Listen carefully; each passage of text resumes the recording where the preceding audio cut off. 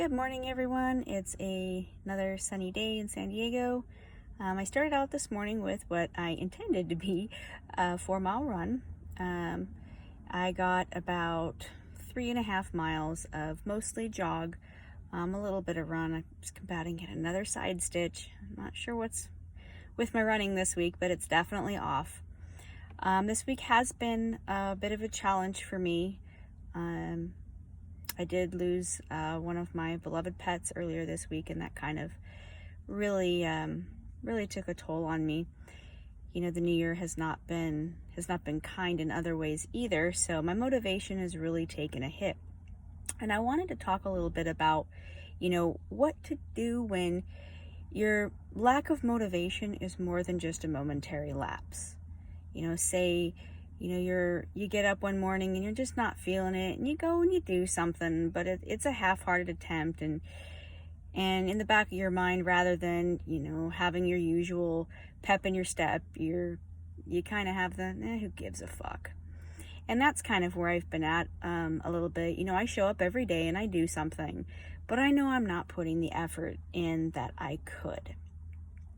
So what do you do when you have this prolonged lack of motivation and really I don't give a shit attitude? And for me, I try to remember my why. Now, your why has to be something that is inspirational, is motivational, has positive connotations. It's not, when you think about your why, it makes you feel shame, or it's a punishment if you don't don't eat healthy, or you don't go for that run or go for that lift, or whatever your activity is. So for me, my why is a very good friend who has passed away. He passed away a couple of years ago, and we actually dated for a while. And I was dating him when I first started this, and when I started detoxing from sugar, I kind of had an idea what I might experience, but I didn't share with him, and it caused a lot of behavioral issues and miscommunications, and we just never really recovered. It took about a year, and we came back around to being friends, but I lost what at the time was someone very important to me, and that became my why. Losing that was not going to be for nothing, and so I continued on.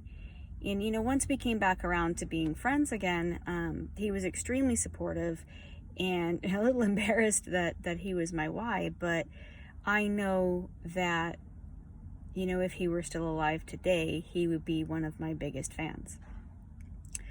So in the end, if you don't have your why yet, maybe you're just starting out and you're kind of looking for your purpose, it's not something that you sit down and you think, I'm going to make this the reason that I'm starting. It more like slaps you across the face and you go, yeah, this is my why. It's a visceral response. When I think about, my friend and that he's my why, it is, I feel a burst of energy. It's a positive feeling. Even though he's gone and I miss him, it is a positive feeling to remember that he is the reason I am continuing to do this. He is the reason I am continuing to push forward. So when you find your why, it has to be positive. It has to evoke good feelings, positive feelings, things like, you know what, I'm not going to give up because of this. So have a great day, everybody. Hopefully this helps a little bit. Make it happen.